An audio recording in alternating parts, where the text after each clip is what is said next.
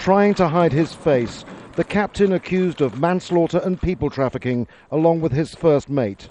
They took a dilapidated boat crammed with mostly women and children into dangerous waters. Each person paid $6,000. The search for survivors now is over. Divers spent most of the day trying to recover evidence. That included a door that may have been locked, trapping mothers with their children below deck. All you can see of the wreck now is its upturned hull at the bottom of the rocky, shallow sea. 28 children and 3 babies were amongst the dead. Yet the shoreline was less than 40 meters away. Most of the migrants were Syrian refugees. This man lost his wife and 3 of his children.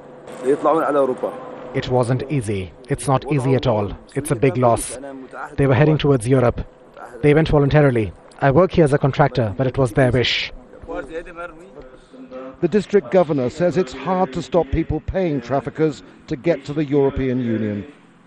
If we could solve the refugee problem that's increasing because of the region's problems, then we could solve this sort of trafficking. Survivors of the tragedy were confined and questioned as distressed relatives waited outside. The men responsible for their loved ones' deaths were taken to court, charged and detained. And so another investigation related to people trafficking. And as the situation for Syrian civilians gets worse by the day, more exploitation for small-time criminals involved in smuggling and organized crime. As if there wasn't enough suffering in Syria, these bereaved relatives look out at the Aegean Sea and mourn losses not from warfare, but from a lucrative crime that's increasing by the day.